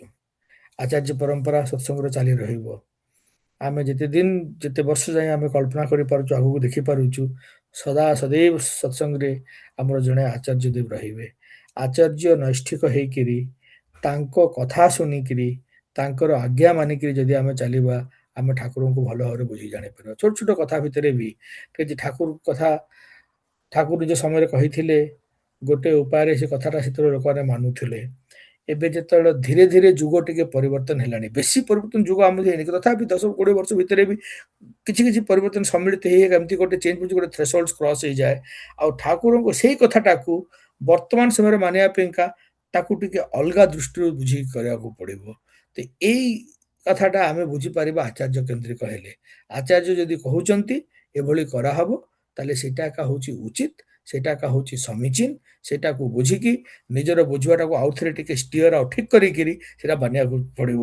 ଏଇଟା ଆମର ନିଷ୍ଠାର ପରୀକ୍ଷା। ନୈଷ୍ଠିକ ହେଇକି ରହିବାକୁ ପଡ଼ିବ, ମନେ ରଖିବାକୁ ପଡ଼ିବ। ନିଷ୍ଠା ଯଦି ନାହିଁ, ନିଷ୍ଠା ଯଦି ଟିକେ ଲିଭିଲା କି କମିଲା, ତାହେଲେ ଭକ୍ତି ବି ସେଇ ପରିମାଣରେ ଟିକେ ଲିଭିଲା କି କମିଲା। ଆଉ ସେଇ ପରିମାଣରେ ଆମର ଆଗକୁ ବଢ଼ିବାଟା ବି ଟିକେ ସ୍ତମ୍ଭିତ ହେଲା। ହଉ, ଯାହା ହଉ, ଆପଣ ସମସ୍ତଙ୍କର ମଙ୍ଗଳ କାମନା କରୁଛି ଠାକୁରଙ୍କ ପାଖରେ। এইটা প্রার্থনা কি আমার সে বিশ্বাসটা জোর রহু। কুন্তি নিজের স্বার্থে ঘুরলো যারা, জ্যান্ত মৃত থাকলো তারা, আর ইষ্ট নিশায় ছুটলো যারা, বাজিমাত করলো তারা। ଠାକୁରଙ୍କର ବାଣୀ ଅଛି। ତ ଆମେ ତାଙ୍କରି ଇଚ୍ଛାରେ ତାଙ୍କରି ନିଷ୍ଠାରେ ଛୁଟିବା ଆଉ ଲାଗି ରହିବା। ସର୍ବେ ଭବନ୍ତୁ ସୁଖିନଃ, ସର୍ବେ ସନ୍ତୁ ନିରାମୟ, ସର୍ବେ ଭଦ୍ରାଣୀ ପଶ୍ୟନ୍ତୁ, ମା କଶ୍ଚିତ୍ ଦୁଃଖ ଭାଗ ଭବେତ୍, ବନ୍ଦେ ପୁରୁଷୋତ୍ତମମ୍। ଜୟ ଗୁରୁ। ସୁଭାଷ ଭାଇ। ଜୟ ଗୁରୁ, ବହୁତ ବହୁତ ଧନ୍ୟବାଦ ଇଞ୍ଜିନିୟର ମନୋଜ ପାତ୍ର, ଏସ୍ପିଆର କାଲିଫର୍ଣ୍ଣିଆ, ୟୁଏସ୍ଏ। ଏତେ ସୁନ୍ଦର ଭାବରେ ଆଜିର ଯାହା ବିଷୟବସ୍ତୁ ଥିଲା, ଭକ୍ତିରେ ମୁକ୍ତି, ଆସକ୍ତିରେ ବନ୍ଧନ, ସୁନ୍ଦର ଭାବରେ ଆଲୋଚନା କରିଛନ୍ତି। ଆମେ ଏଠି ଭକ୍ତି କଣ ଭାବିବା? ଭକ୍ତି ହେଉଛି ଇଷ୍ଟ, ଗୁରୁ କିମ୍ବା ପରମ ସତ୍ୟ ପ୍ରତି ଗଭୀର ପ୍ରେମ, ଶ୍ରଦ୍ଧା, ନିଷ୍ଠା ଓ ସମର୍ପଣର ଭାବ। ଠାକୁର ଅନୁକୂଳ ଚନ୍ଦ୍ରଙ୍କ ମତରେ ଭକ୍ତି କେବଳ ପୂଜାପାଠ କିମ୍ବା ଆଚାର ନୁହେଁ, ଏହା ହେଉଛି ଜୀବନର ପ୍ରତ୍ୟେକ କାମ, ଚିନ୍ତା ଓ ବ୍ୟବହାରକୁ ଇଷ୍ଟ ଇଚ୍ଛା ଅନୁସାରେ ଗଢ଼ି ତୋଳିବାର ଚେଷ୍ଟା। ଭକ୍ତି ମଣିଷର ହୃଦୟକୁ ପବିତ୍ର କରେ, ଅହଙ୍କାରକୁ କମାଏ ଏବଂ ସେବା, ପ୍ରେମ ଓ ସଦାଚାର ପଥରେ ଆଗେଇ ନେଇଯାଏ। ଯେଉଁଠାରେ ଭକ୍ତି ଅଛି ସେଠାରେ ଇଷ୍ଟାନୁଗତି, ଆତ୍ମବିକାଶ ଓ ମୁକ୍ତିର ସମ୍ଭାବନା ରହିଥାଏ। ଏଠି ଆସକ୍ତି ଆମେ କଣ ଭାବିବା? ଆସକ୍ତି ହେଉଛି କୌଣସି ବସ୍ତୁ, ବ୍ୟକ୍ତି, ଭୋଗ, ଧନ, ପଦ କିମ୍ବା ଇଚ୍ଛା ପ୍ରତି ଅତ୍ୟଧିକ ମୋହ ଓ ନିର୍ଭରଶୀଳତା। ଠାକୁର ଅନୁକୂଳ ଚନ୍ଦ୍ରଙ୍କ ଦୃଷ୍ଟିରେ ଯେତେବେଳେ ମଣିଷ ଇଷ୍ଟଙ୍କୁ ଭୁଲି କ୍ଷଣସ୍ଥାୟୀ ସୁଖ ଓ ସ୍ୱାର୍ଥ ପଛରେ ଧାଇଁଥାଏ, ସେତେବେଳେ ଆସକ୍ତି ଜନ୍ମ ନେଇଥାଏ। ଆସକ୍ତି ମଣିଷର ବିବେକକୁ ଆବୃତ କରେ, ମନକୁ ଅସ୍ଥିର କରେ ଏବଂ ଦୁଃଖ, ଭୟ, ଚିନ୍ତା ଓ ବନ୍ଧନର କାରଣ ହୁଏ। ଏହା ମଣିଷକୁ ସ୍ୱାଧୀନ ରଖେ ନାହିଁ, ବରଂ ବାହ୍ୟ ବସ୍ତୁର ଦାସ କରିଦିଏ। ସେଇଥିପାଇଁ ଆସକ୍ତିର ବନ୍ଧନର ମୂଳ, ଯେଉଁଠାରେ ଭକ୍ତି ମୁକ୍ତିର ପଥ ପ୍ରଦର୍ଶନ କରେ। ପରମପିତା ଏଠି ସୁନ୍ଦର ଭାବରେ ଆମକୁ ବୁଝେଇଛନ୍ତି। ଆମେ ଏଠି 20ଟି ପଏଣ୍ଟ ରଖିଛି। ଠାକୁର ଅନୁକୂଳ ଚନ୍ଦ୍ରରେ ଭକ୍ତି ହେଉଛି ଇଷ୍ଟମୁଖୀ ଅନୁରାଗ, ଯାହା ଜୀବନକୁ ବିକାଶ ପଥରେ ନେଇଥାଏ। ଆସକ୍ତି ହେଉଛି ସ୍ୱାର୍ଥମୁଖୀ, ଯାହା ଜୀବନକୁ ବନ୍ଧନରେ ପକାଇଦିଏ। ଉଦ୍ଦେଶ୍ୟ କଣ? ଭକ୍ତି ଇଷ୍ଟଲାଭ ଓ ଆତ୍ମବିକାଶ ପାଇଁ, ଆସକ୍ତି ନିଜ ସୁଖ ଓ ଭୋଗ ପାଇଁ। ମାନସିକ ଅବସ୍ଥା, ଭକ୍ତି ମନକୁ ଶାନ୍ତ ଓ ସ୍ଥିର କରେ, ଆସକ୍ତି ମନକୁ ଚଞ୍ଚଳ ଅସ୍ଥିର କରେ। ସ୍ୱାଧୀନତା, ଭକ୍ତି ମୁକ୍ତିର ଅନୁଭୂତି ଦିଏ, ଆସକ୍ତି ପରାଧୀନତା ଓ ବନ୍ଧନ ସୃଷ୍ଟି କରେ। ଅହଙ୍କାର, ଭକ୍ତି ଅହଙ୍କାରକୁ ନମ୍ରତାରେ ପରିଣତ କରେ, ଆସକ୍ତି ଅହଙ୍କାର ଓ ଆତ୍ମଗର୍ବକୁ ଆହୁରି ବଢାଏ। ପ୍ରେମର ପ୍ରକୃତି, ଭକ୍ତି ନିଷ୍କାମ ପ୍ରେମ, ଆସକ୍ତି ସ୍ୱାର୍ଥ ମିଶ୍ରିତ ପ୍ରେମ। ଚରିତ୍ର ଉପରେ ପ୍ରଭାବ, ସତ୍ୟ, ସଂଯମ ଓ ସଦାଚାର ବଢାଏ, ଆସକ୍ତି ଦୁର୍ବଳତା ଓ ଅସଂଯମ ଆଣେ। ସମ୍ପର୍କ, ଭକ୍ତି ସମ୍ପର୍କରେ ସମ୍ମାନ ଓ ସେବା ଆଣେ, ଆସକ୍ତି ଅଧିକାର ବୋଧ ଓ କଳହ ଆଣେ। ବିବେକ, ଭକ୍ତି ବିବେକକୁ ଜାଗ୍ରତ କରେ, ଆସକ୍ତି ବିବେକକୁ ଆବୃତ କରେ। ଭୟ, ଭକ୍ତି ଭଗବାନଙ୍କ ଉପରେ ଭରସା ଦିଏ, ଆସକ୍ତି ହରାଇବାର ଭୟ ବଢାଏ। ଲୋଭ, ଭକ୍ତି ସନ୍ତୋଷ ଶିଖାଏ, ଆସକ୍ତି ଅଧିକ ପାଇବାର ଲାଳସା ବଢାଏ। କର୍ମ, ଭକ୍ତି କର୍ମକୁ ସେବାରେ ପରିଣତ କରେ, ଆସକ୍ତି କର୍ମକୁ କେବଳ ଲାଭର ଉପାୟ କରେ। ଦୁଃଖ ଓ ସୁଖ, ଭକ୍ତି ଦୁଃଖରେ ଧୈର୍ଯ୍ୟ ଦିଏ, ଆସକ୍ତି ଦୁଃଖରେ ଭାଙ୍ଗି ପଡିବାକୁ ବାଧ୍ୟ କରେ। ହୃଦୟରେ ପବିତ୍ରତା, ଭକ୍ତି ହୃଦୟକୁ ନିର୍ମଳ କରେ, ଆସକ୍ତି ମନର ମନରେ ମୋହ ଓ କଳୁଷତା ଆଣେ। ଜୀବନର ଦିଗ ଭକ୍ତି ଉନ୍ନତି ବିକାଶ ପଥକୁ ଦେଖାଏ, ଆସକ୍ତି ଅବନତି ଦୁଃଖର ଦିଗକୁ ନେଇଥାଏ। ସମାଜ ପ୍ରତି ଦୃଷ୍ଟିଭଙ୍ଗୀ ଭକ୍ତି ସମସ୍ତଙ୍କ କଲ୍ୟାଣ ଚିନ୍ତା କରେ, ଆସକ୍ତି କେବଳ ନିଜ ସ୍ୱାର୍ଥ ଦେଖେ। ଆତ୍ମବିଶ୍ୱାସ ଭକ୍ତି ଆତ୍ମବିଶ୍ୱାସ ଓ ସାହସ ବଢ଼ାଏ, ଆସକ୍ତି ନିରାପତ୍ତା ଓ ଦୁର୍ବଳତା ବଢ଼ାଏ। ଚିନ୍ତାଧାରା ଭକ୍ତି ସକାରାତ୍ମକ ଚିନ୍ତା ଜନ୍ମାଏ, ଆସକ୍ତି ନକାରାତ୍ମକ ଭାବନା ବଢ଼ାଏ। ଆଧ୍ୟାତ୍ମିକ ପ୍ରଭାବ ଭକ୍ତି ଇଷ୍ଟଙ୍କ ନିକଟକୁ ନେଇଯାଏ, ଆସକ୍ତି ଇଷ୍ଟଙ୍କ ଠାରୁ ଦୂରେଇ ଦିଏ। ଫଳ ଆନନ୍ଦ ଭକ୍ତି ଆନନ୍ଦ ଶାନ୍ତି ଓ ତୃପ୍ତି ଦିଏ, ଆସକ୍ତି ଅଶାନ୍ତି ଦୁଃଖ ଅତୃପ୍ତି ଦିଏ। ଯେତେବେଳେ ରେଜଲ୍ଟ କୁହେ ପରିଣତି ଭକ୍ତି ମୁକ୍ତି ଜୀବନର ସାର୍ଥକତା ଆଣେ, ଆସକ୍ତି ବନ୍ଧନ ଓ ପୁନଃ ଦୁଃଖର କାରଣ ହୁଏ। ଠାକୁର ଅନୁକୂଳ ଚନ୍ଦ୍ରଙ୍କ ଶିକ୍ଷା ଅନୁସାରେ ମଣିଷ ପ୍ରେମହୀନ ହୋଇପାରେ ନାହିଁ, ସେ କାହାକୁ ନା କାହାକୁ ଭଲ ପାଏ। ସେହି ପ୍ରେମ ଯଦି ଇଷ୍ଟ ସତ୍ୟ ଜୀବନବର୍ଦ୍ଧକ ଆଦର୍ଶ ପ୍ରତି ନିବିଡ଼ ହୁଏ, ତାହା ଭକ୍ତି ହୋଇ ମୁକ୍ତି ଦିଏ। କିନ୍ତୁ ସେହି ପ୍ରେମ ଯଦି କେବଳ ଭୋଗ ସ୍ୱାର୍ଥ ମୋହରେ ସୀମିତ ରହେ, ତାହା ଆସକ୍ତି ହୋଇ ବନ୍ଧନ ସୃଷ୍ଟି କରେ। ତେଣୁ ଠାକୁରଙ୍କ ବାଣୀରେ ସାର ହେଉଛି ଭକ୍ତିରେ ମୁକ୍ତି, ଆସକ୍ତିରେ ବନ୍ଧନ। ସୁନ୍ଦର ଭାବରେ କହିଛନ୍ତି। ଆମେ ଆ ଉପରେ ଟିକେ ଆଉ ଆଲୋଚନା କରିବା। ଏଥିରେ ରହିଛି ପରମପିତା ତାକୁ ଆହୁରି ମାନେ ସୁନ୍ଦର ଭାବରେ ତାକୁ ଡିଫାଇନ୍ କରିଛନ୍ତି। ବିଭିନ୍ନ କଥା ଆମେ ବୁଝିବା। ମାନବ ଜୀବନର ସମସ୍ତ ସାଧନା ସଂଘର୍ଷ ଅନ୍ୱେଷଣର ମୂଳ ଉଦ୍ଦେଶ୍ୟ ହେଉଛି ଶାନ୍ତି ଆନନ୍ଦ ଓ ମୁକ୍ତିର ପ୍ରାପ୍ତି। କିନ୍ତୁ ମଣିଷ ପ୍ରାୟତଃ ଜାଣିନଥାଏ ଯେ ମୁକ୍ତିର ପଥ କେଉଁଠି ଓ ବନ୍ଧନର କାରଣ କ'ଣ ଏବଂ କାହିଁ। ଠାକୁର ଅନୁକୂଳ ଚନ୍ଦ୍ର ଜୀବନ ଦର୍ଶନରେ ଭକ୍ତିରେ ମୁକ୍ତି ଆସକ୍ତିରେ ବନ୍ଧନ ଏକ ଗଭୀର ଜୀବନମୁଖୀ ସତ୍ୟତା ଉପରେ ଆଲୋଚନା କରିଛନ୍ତି। କହିଛନ୍ତି ଏହି ଭକ୍ତି କେବଳ ଆଧ୍ୟାତ୍ମିକ କ୍ଷେତ୍ର ନୁହେଁ, ବରଂ ଦୈନନ୍ଦିନ ଜୀବନର ପ୍ରତ୍ୟେକ ପଦକ୍ଷେପରେ ପ୍ରୟୋଗ କରାଯାଇପାରେ। ଠାକୁରଙ୍କ ମତରେ ଭକ୍ତି ମାନେ କେବଳ ଭଜନ ପୂଜା କିମ୍ବା ଆଚାର ବିଚାର ନୁହେଁ, ବା ଗେରୁଆ ଅରୁଆ ଖାଇ ଲୋକ ଦେଖାଣିଆ ରୂପ ଦେଖେଇବା ଉଚିତ ନୁହେଁ। ଭକ୍ତି ହେଉଛି ଇଷ୍ଟ ପ୍ରତି ଆନ୍ତରିକ ଅନୁରାଗ, ପ୍ରେମ, ନିଷ୍ଠା ଓ ଆତ୍ମସମର୍ପଣ। ଭକ୍ତି ମଣିଷକୁ ତାହାର ସ୍ୱାର୍ଥ ଅହଙ୍କାର ଓ ସଂକୀର୍ଣ୍ଣତାରୁ ଉପରକୁ ଉଠାଇ ଏକ ବୃହତ୍ତର ଜୀବନବୋଧ ସହିତ ଯୋଡ଼ି ଦିଏ। ଯେତେବେଳେ ମଣିଷ ଜଣେ ସଦ୍ଗୁରୁ ଇଷ୍ଟ କିମ୍ବା ଆଦର୍ଶ ପ୍ରତି ଭକ୍ତିଶୀଳ ହୁଏ, ସେତେବେଳେ ତାର ଚିନ୍ତା କଥା ଓ କାର୍ଯ୍ୟ ଧୀରେ ଧୀରେ ଶୁଦ୍ଧ ହେବାକୁ ଲାଗେ। ଏହି ଶୁଦ୍ଧତା ହିଁ ତାକୁ ମୁକ୍ତିର ଦିଗରେ ନେଇଯାଏ। ଠାକୁର କହିଥିଲେ ଯେ ମଣିଷ ଯାହାକୁ ଭଲ ପାଏ ସେ ତାହାର ଭଳି ହେବାକୁ ଚେଷ୍ଟା କରେ। ତେଣୁ ଯଦି ଆମର ଭକ୍ତି ଜୀବନ୍ତ ଆଦର୍ଶ ପ୍ରତି ଥାଏ, ତେବେ ଆମ ମଧ୍ୟରେ ମଧ୍ୟ ସେହି ଆଦର୍ଶର ଗୁଣ ଗୁଡ଼ିକ ବିକଶିତ ହେବ। ଭକ୍ତି ଆମକୁ ଆତ୍ମକେନ୍ଦ୍ରିକତାରୁ ବାହାର କରି ସେବା ପ୍ରେମ ଓ ସହଯୋଗର ମାର୍ଗରେ ଆଗେଇ ନେଇ ଯାଇଥାଏ। ଏହି ଅବସ୍ଥାରେ ମଣିଷ ଭିତରେ ଭୟ ଦ୍ୱନ୍ଦ୍ୱ ଈର୍ଷା ଓ ଅଶାନ୍ତିରୁ ମୁକ୍ତ ହୁଏ। ଏହା ହିଁ ପ୍ରକୃତ ମୁକ୍ତି। ଅନ୍ୟପଟେ ଆସକ୍ତି ହେଉଛି ବନ୍ଧନର କାରଣ। ଆସକ୍ତି ମାନେ କୌଣସି ବସ୍ତୁ ବ୍ୟକ୍ତି ଭୋଗ କିମ୍ବା ଇଚ୍ଛା ପ୍ରତି ଏପରି ମୋହ ଯାହା ମଣିଷର ସ୍ୱାଧୀନ ବିବେକକୁ ଆବୃତ କରିଥାଏ, ମଣିଷ ଭିତରେ ଅଶାନ୍ତି ସୃଷ୍ଟି କରିଥାଏ। ଆସକ୍ତ ବ୍ୟକ୍ତି ନିଜର ଇଚ୍ଛା ଓ ଭୋଗର ଦାସ ହୋଇଯାଇଥାଏ। ସେ ଭାବେ ଯେ ତାହାର ସୁଖ ବାହ୍ୟ ବସ୍ତୁରେ ନିହିତ, କିନ୍ତୁ ବସ୍ତୁ ଅନିତ୍ୟ, ପରିସ୍ଥିତି ପରିବର୍ତ୍ତନଶୀଳ ଓ ସମ୍ପର୍କ ମଧ୍ୟ ସଦା ଏକରୂପ ରହେ ନାହିଁ। ତେଣୁ ଆସକ୍ତି ଅନିବାର୍ଯ୍ୟ ଭାବରେ ଦୁଃଖ ଭୟ ଓ ଅଶାନ୍ତି ସୃଷ୍ଟି କରେ। ଠାକୁର ଅନୁକୂଳ ଚନ୍ଦ୍ର ଆସକ୍ତିକୁ ଜୀବନର ବିରୋଧୀ ଭାବରେ ଦେଖିଥିଲେ ନାହିଁ। ସେ କହିଥିଲେ ଯେ ଆସକ୍ତିର ଦିଗ ଠିକ ହେବା ଆବଶ୍ୟକ। ଯଦି ଆସକ୍ତି ଇଷ୍ଟମୁଖୀ ହୁଏ, ତେବେ ସେହି ଆସକ୍ତି ଭକ୍ତିରେ ପରିଣତ ହୁଏ। ଆଉ ଯଦି କେବଳ ଭୋଗ ଅହଙ୍କାର ସ୍ୱାର୍ଥମୁଖୀ ହୁଏ, ତେବେ ସେ ବନ୍ଧନ ସୃଷ୍ଟି କରେ। ତାଙ୍କ ଜୀବନ ଦର୍ଶନରେ ସଂସାର ତ୍ୟାଗ ନୁହେଁ, ବରଂ ସଂସାରକୁ ଇଷ୍ଟକେନ୍ଦ୍ରିକ କରିବା ମୁଖ୍ୟ। ତେଣୁ ସେ କହିଥିଲେ ଯେ ପରିବାର କର୍ମ ସମାଜ ଓ ସମ୍ପର୍କକୁ ଛାଡ଼ିଦେବା ମୁକ୍ତି ନୁହେଁ, ବରଂ ସେଗୁଡ଼ିକୁ ଇଷ୍ଟ ସେବାରେ ଅଂଶ କରିଦେବା ହିଁ ମୁକ୍ତିର ପଥ।